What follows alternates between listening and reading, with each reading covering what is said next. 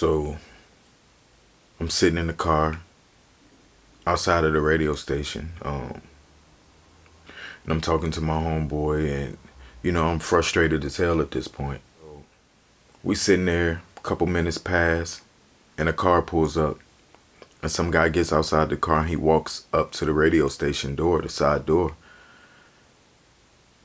So I get out the car and I walk behind him. He goes up to the door and he rings the doorbell,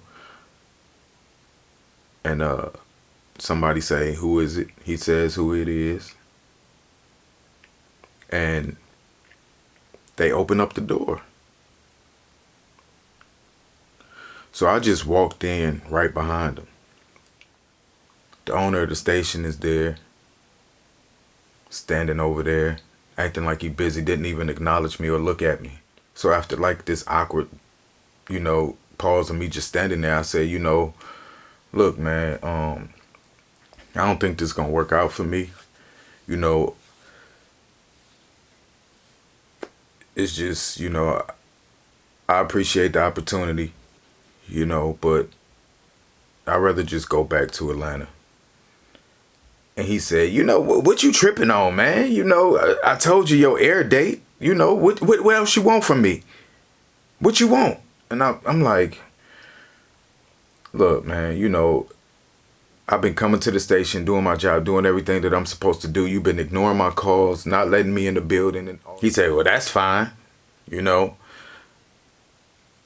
I'll call you sometime next week with your flight information." Next week? I was like, "Nah, man, you know what I'm saying? Yeah, I should call the police." Why did I say that?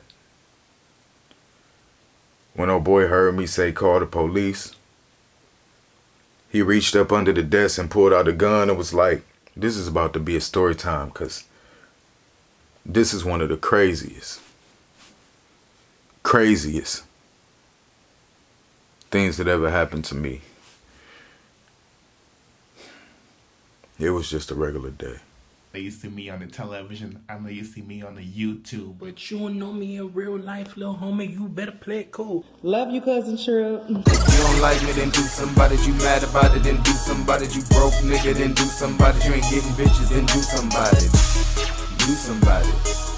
Do somebody. Do somebody. Boy, you better do somebody. So at the time I was living in Atlanta, and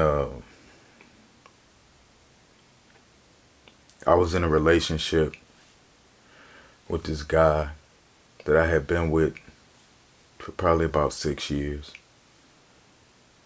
And I had uprooted my whole life in New York to move to Atlanta to, be with him, because that's where he was living at the time. And when I got to Atlanta, I realized that he was cheating, and it wasn't nothing new. I knew he was a cheater before I moved, but I just thought maybe the circumstances had changed, or maybe things would get better. But they hadn't.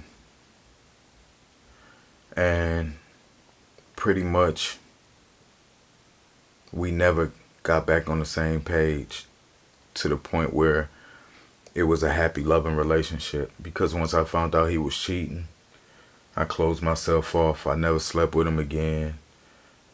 And it wasn't a relationship. It was just a situation where I just had to be there, because I had uprooted my whole life where I lived in New York to move to Atlanta. And he was going on about his life, doing things, and,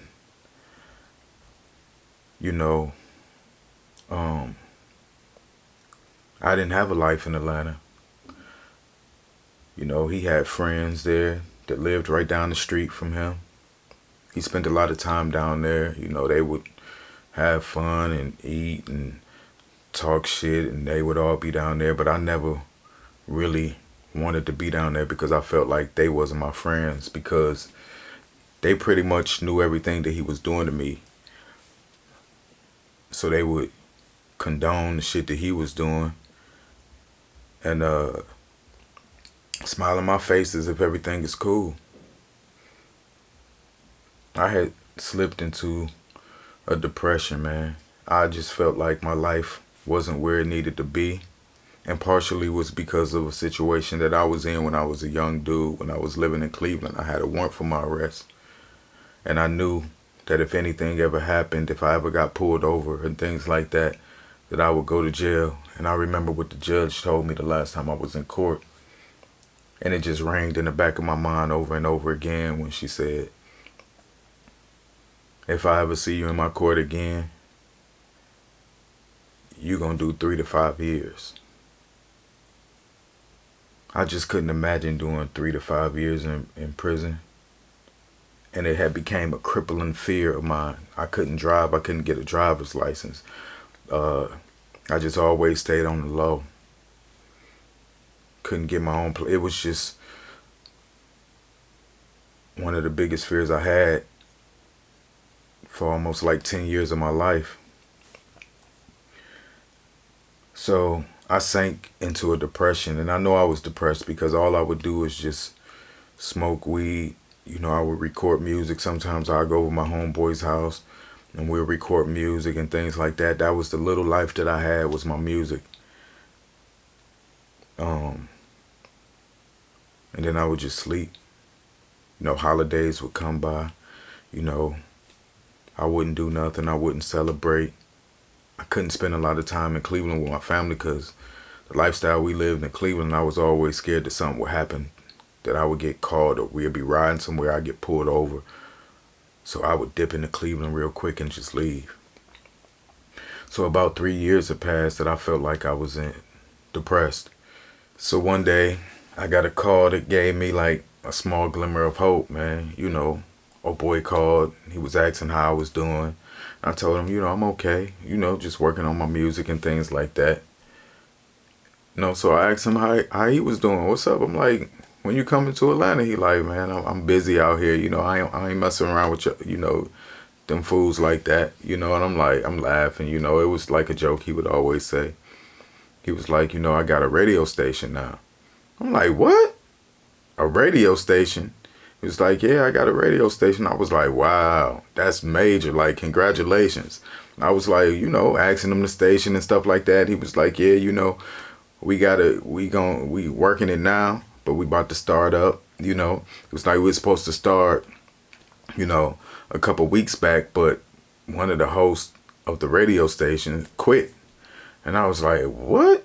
He was like, yeah, so he got to find another, you know, host for the radio show. And I was like, host for a radio? I said I could host a radio show. He was like, you don't know nothing about radio. I was like, man, please, I love music. What is you talking about? Like, I love music. I know everything about radio. I'm a rapper. I can do all of that. You know, he was like, yeah, but hosting a radio show ain't easy. You know, this and that and this. And I was like, trust me, man, I could do it. He was like, you really think you could do it? I was like, yeah. I was like, let me do it. He was like, well, you're going to have to come to LA. I was like, man, I don't care. I come to LA. He was like, you ready to do all that? And I was like, man, I need to get up out of here. Trust me. Like, I'm ready. Like, you know, he was like, well, you know, he was like, you got a place to stay out here? I was like, nah, but, you know, I mean, I could work something out, you know.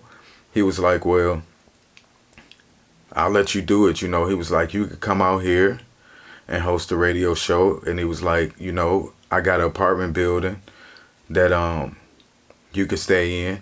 You know, they working on it, but you could stay in there. He was like, you know, and you could pay me rent once you start getting paid from the radio show, so you can have a place to stay. He was like, you know, it'll be ready in about a month. So until the apartment is ready, you could just sleep at the radio station. I was like, I was like, you got beds and stuff in there? He was like, yeah, I got a bed in there and everything, because I'll be there sometimes, you know, making show, because it's a 24-hour station. And I was like, oh, bet. I was like, that's what's up. Like, I'll do it. I was like, when can we do it? He was like, well, as soon as you could get out here, the better, so we could get it started. He was like, I'll get you a ticket out here, and we can see how it works. And I was like, bet, man, you know what I'm saying? Thank you. I was like, trust me, like, this radio station gonna be banging. Like, I can't wait. So I was so excited, man. You know, he also told me, don't tell your boy because, I don't want them all in my business and stuff. Like, I was like, nah, I ain't gonna tell him, you know what I'm saying? This between me and you, I'm gonna just go do my thing. He was like, okay. So, like I say, man, I was super excited. You know, I told some people, I was like, yo, I'm moving to LA, man. I told a friend it was his best friend's boyfriend. He used to smoke with me and hang out with me sometime and stuff like that. So I told him, like, man, I'm going to LA, man. I'm doing this radio station and I'm host a radio show and things like that. He was like, congratulations. I called some of my people. I was like, yo, I'm moving to LA, man. It was so exciting. I felt like a glimmer of hope. I felt like I was going to be able to get back to myself and do something that I would love to do. I never hosted a radio show before, but I loved music and I knew music so well. It was just like I believed in myself. I knew I could do it. So about a week passed. I'm packing up my things and stuff like that. He calls me with the flight information and I got my date to leave. I told old boy, which really wasn't a big thing to me because we hadn't been intimate. It was just kind of like we was just living together, and told him, yo, I got this job on the radio. I'm gonna be going to LA for a little while, and I just want to go see how. He was like, okay, if that's what you want to do. I was like, yeah, I think it's, best, for me to go out there and, work my hand on that. He said, how long is it going to, I was like, it's just, a little short term gig, because I really didn't know exactly how things would work out and stuff like that. So I just, gave him the short version of it. So I packed up my things, man, and I'm on a flight to LA. I was so excited, man.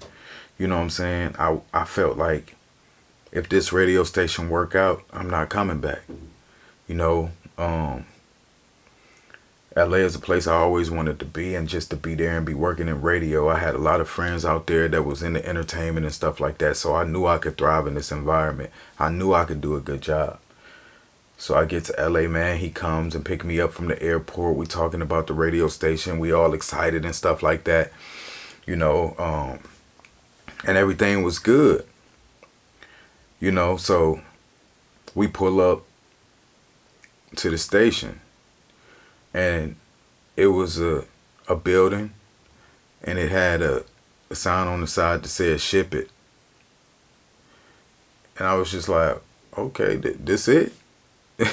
And he was like, yeah, the radio station in the back, I had it built in there. And I was like, well, what's this? He was like, this is my other business. He had a shipping company where he shipped things out for people and things like that. So I was like, okay, that's what's up. And he owned the whole building. I guess the apartments on top of the building was the ones, some of them was being rented out. Why I couldn't get one right away, but he was working on another one that he said I could get once it was finished. So, we go into the building. We entered the side door, we'll ship it, and I seen, the desks and things like that with the boxes and stuff like that. And I'm like, radio station, it wasn't what I was expecting for a radio station. Then, he's showing me around. We walk through the side, and go on the side, and this was the radio station. When I looked at the furniture in there, it looked like, some stuff he picked up at a, garage sale or something. I was looking like, okay. Just nothing really matched, and it was just like, kind of janky looking. But then we walked around the corner, man, to the booth, the radio station booth. When I tell you, man, it was so plush and so dope. It was like one of the dopest radio stations I ever seen in my life. It was like built in. It had the glass opening. It was like this big operating long board with the mics, and it was like plush seating and all of that. And I was just like, wow, yo, this dope. He walked me in and he was showing me the boards and things like that. And I was like, yo, I could do this. He showed me that it was playing, because it was a 24-hour station and music was playing and stuff like that. And he was like, don't touch none of this. Don't do that. He was really like protective over everything that was in the booth, and I was like, wow. It was like, yeah, so, you going to do your thing in here, and I was like, bet. So, I got there like close to the weekend or whatever. He was like, get your show together and, things like that and the stuff you want to do, and we gonna figure out an air date for you. So, man, I'm so excited, man. I'm working so hard on this radio show, thinking about the concept that I want to do, thinking about everything that I want to do for the radio station. He wanted me to just play regular music.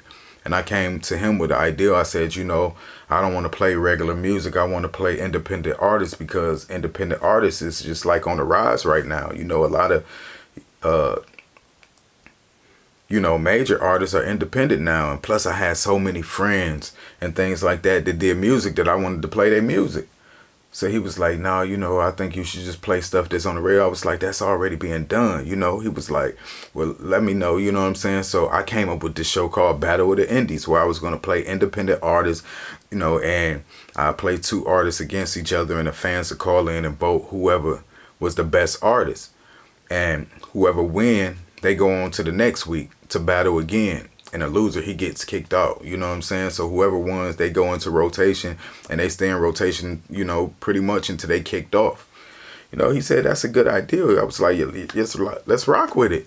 Then he started giving me trouble talking about some,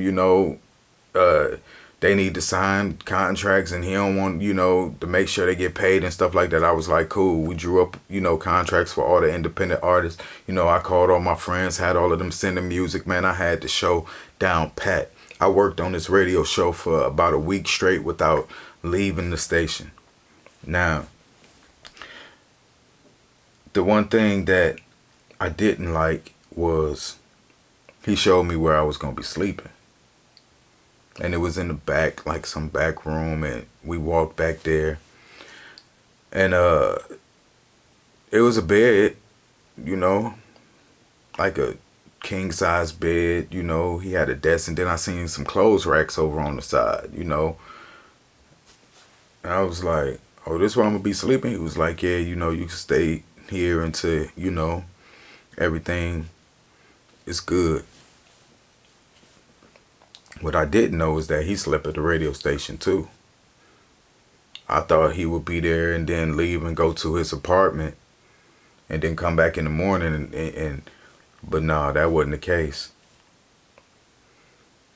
He told me that he has to stay there 24 hours because the station runs 24 hours, and if something goes wrong with the board, he the only one who knows how to fix it, so he stayed at the station too. I say, where you sleep at? He say, this is where I sleep. You'll be good here. Share the bed is big enough for both of us. Man, I didn't like that. I didn't want to be sleeping in the bed with him, But at this point, I was willing to do whatever I had to do to get out of my situation. But I wasn't willing to do that. But I didn't think that was the case. It was in the back of my mind, but he had never made a pass at me or tried anything like that. So I just said, well, let me just go with it. So, when it's time to go to bed, I stayed up late nights, man, working on my show. He always had weed there. He was steadily smoking and drinking, and just people was coming through, and it was always busy up in there, Not only that, he sold weed. So people was coming, picking up weed and stuff like that. Every time he rolled up a joint, he'd pass it to me. Everything was cool while I was there working, man. When I went to bed, I slept in all my clothes. I didn't put on no boxers or no shorts or nothing. I slept in whatever I had on for that day. I had my fly stuff in the bag because I am in LA and I know I'm going to have to go out and do things, but I just slept in jeans, a hoodie, and stuff like that. I made sure I was slept all the way on the other side of the bed just in case you thought something, you know what I'm saying, it was never going to go down. So I work on my radio show and everything is dope, you know what I'm saying? And things started to get a little weird when, the whole week went past. I'm confident in the show. I'm telling him what's going on. He's saying, it sound good. I got all my music queued up and things like that. I'm ready to go. I'm ready for an air date. But I needed to clean myself up. I hadn't had a haircut in a week. I'm in LA. I got to look good. So I tell him, I'm about to go find a place to go get a haircut. He told me, A haircut? What you need a haircut for? I was like, what? I was like, man, look at me. What you mean what I need a haircut for? I gotta be fresh. Like, I'm in LA. Like, this ain't my swag. You know what I'm saying? I just was busy working, so, but I gotta go get right. He was like, see, that's your problem right there. You trying to be Hollywood and like all these other LA people. And I was like, trying to be Hollywood because I'm going to get a haircut? He was like, yeah, you ain't going nowhere. I was like, man, nah, I got to get right. And he was like, okay. So I left, went and got a haircut, found the barber and all that kind of stuff. So my homeboy called me. I know people in LA, and I told him I was coming out there. Everybody was excited, So he was like, yo, what you doing this weekend? I'm like, oh, nothing. He was like, we should hang out. You know what I'm saying? We could go hang out. I could take you to the show that they having, and I could introduce you to some artists, you might want to have on your radio show for some interviews and stuff. I was like, yo, bet. That'd be dope. He was like, okay, so I'll come and get you. He lived right around the corner from me. He said, where you stay? I told him where I stayed at, and, I stayed on Venice Beach Boulevard. He stayed, close to La Brea. So we was close by each other, and he said, I'll come and get you. So I was like, cool. So I told old boy, I'm gonna be gone for the weekend, I'm hanging out with him. He was like, okay. So I go out, I'm doing my thing. We had a good time. I met some artists, man. When I come back, I'm gone for the whole weekend. I come back Monday morning when it's time to work because the radio was Monday through Friday, you know what I'm saying? And I come back that Monday and, I knock on the door and oh boy just didn't answer.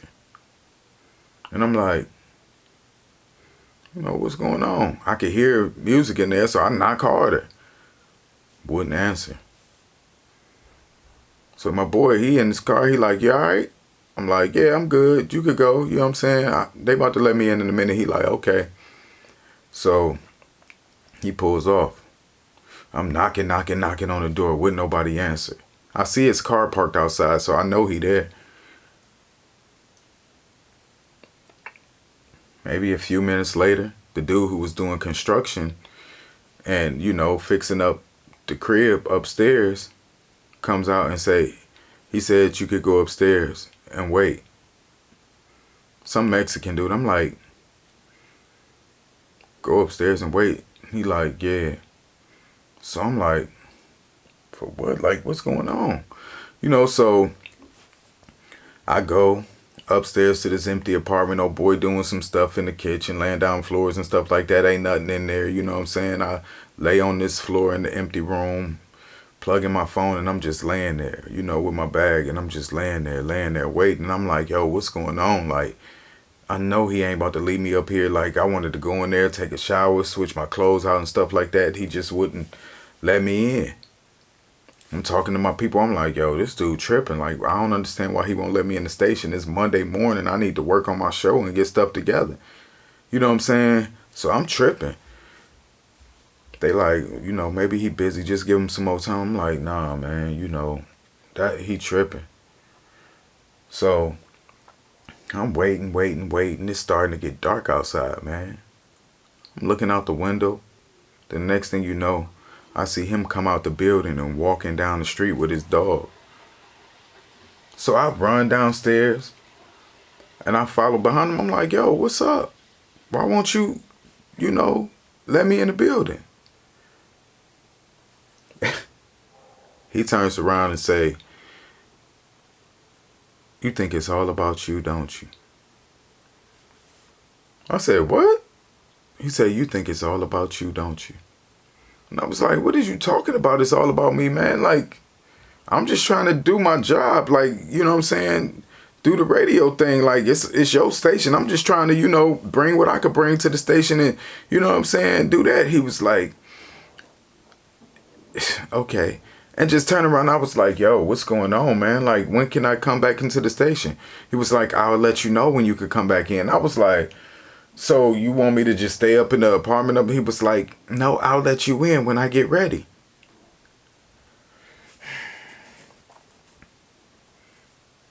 I'm like, yo, man, this dude tripping. So I'm like, nah, man. I go back upstairs, and I'm waiting. I call my boy back. I'm like, yo, boy tripping. He won't let me in the radio station and this and that. And, I don't know what's going on. He like, maybe, they busy. He doing something. Just give him some time. And I was like, nah, man, something ain't right. He was like, well, just ask him when your air date, you know what I'm saying? So you could, ask him when your air date and you could just stay here with me until your air date, then you could go back to work. So, I asked him, I'm talking to him. I'm like, yo, so when is my air date? When can I go on air? He was like, you ain't ready.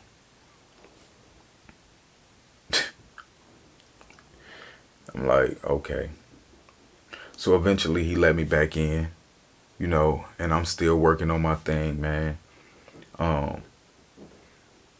tried to ignore the fact that he didn't let me in and I had to stay up in that apartment for hours, So I'm moving forward, I'm recording, the intro for my show and stuff like that. So the morning time come and the guy who was a DJ comes to do his set, you know what I'm saying? And, the dude liked me. He was like, you cool, like you gonna do good. He was supposed to be the person who was gonna train me on the boards and stuff like that. So I'm like, yo, when can I get trained on the board so, I can get stuff going? He was like, you think you can go on the air anytime you want to and just do it? This ain't easy. And I was like, man, I could do it, trust me. He was like, okay, well, after his break, we're gonna let you go in there and introduce yourself and give you a couple seconds to introduce yourself to the people and see how you do. I was like, bet. So he went in there and told old boy, let him do his thing and introduce himself. That's fine, And I'm excited, you know what I'm saying? But my heart beating fast. I'm like, it's my first time on the air. It's going to be all these people listening to me, man. So I go in there, he like, you ready? I go in there, man, and I kill it. I'm like, yo, what's up? This your boy Tripp, man. This is Tripp Plug, and we got this brand new show coming out called Battle of the Indies. Make sure y'all tune in. You know what I'm saying? This and that. And I went hard, man. You know what I'm saying? Personality, energetic, all that kind of stuff, man. And I knew I did good. Everybody was standing out there listening. When I came out, the DJ was like, yo, you killed that. You did good. So I went up to the station owner. I'm like, he was like, you was too loud. I was like, I was too loud. He was like, I was listening from the other room. You was too loud. You got to learn how to back up off from the mic and I was just like, man, come on, man. I did good. The DJ, he was like, no, he did good, man. Like, I think you killed it. He was like, no, you ain't out. You wasn't out here. He was too loud. You can't be up on that mic like that. And I was just like, okay, so he trying to do anything to,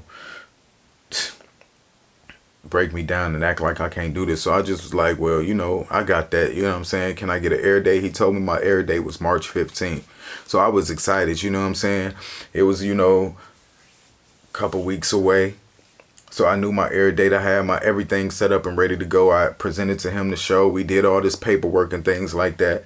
So I was ready to go. I knew my air date and I knew my start time. You know what I'm saying? I had a 2-hour set, 5 days a week. So the weekend come. My homeboy said, you want to come through? We can hang out. That was my release to go hang out with my friends and have a good time in LA and meet people and do things because it was going to also help the show and spread the word. So I go kick it with him again. We hanging out, doing our thing. I come back and I go knock on the door. Again, I see his car there. I'm knocking on the door. Oh boy, won't let me in. I'm like, oh my God, man, not again. Knocking hard. Still wouldn't let me in. I go back and get in the car. I'm like, yo, I don't know what's going on. Like, I know they in there because the door cracked open. I can hear them talking and stuff like that. And I'm knocking hard. The music ain't that loud. They can hear me. He was like, you sure old boy don't like you? I was like, nah, man, it ain't like that. He was like, he sound like he like you because every time you leave and, come back, you got to deal with this. And he got an attitude. And it's just like, And I was just like, nah, he ain't never tried nothing with me. He started laughing. He was like, cuz Tripp, you know how you is. You get in the bed and you know, scoot all the way away from him and this and that. He was like, if you was chilling laid up with your legs back and more relaxed, he would have tried something. I was like, I don't know, man. I don't know what it is. So we sitting in the car talking and, you know, I'm just confused. I don't know what's going on. Like, why he won't let me in, you know? So we sitting there for about 30 minutes and the car pulls up. You know, at this point, I'm frustrated, man. It's just like, I don't want to work here because this is just getting too much out of hand. You know what I'm saying? So, the car pulls up.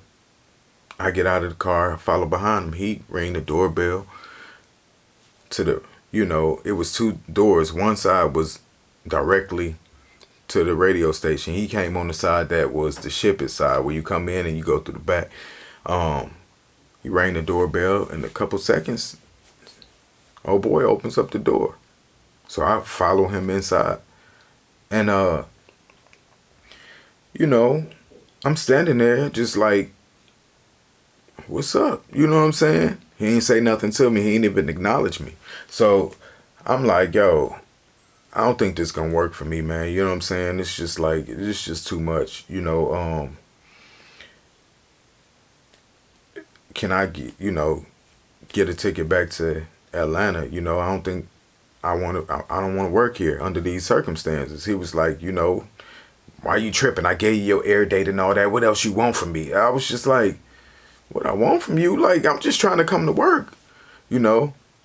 He say, okay, that's fine. You know, I'm like, yo, I don't think this gonna work for me. You know, obviously you don't want me here because you won't let me in the building. You're not answering my calls and things like that. You know, he was like, okay, well, I'll give you a call next week with your flight information. No, he say sometime next week.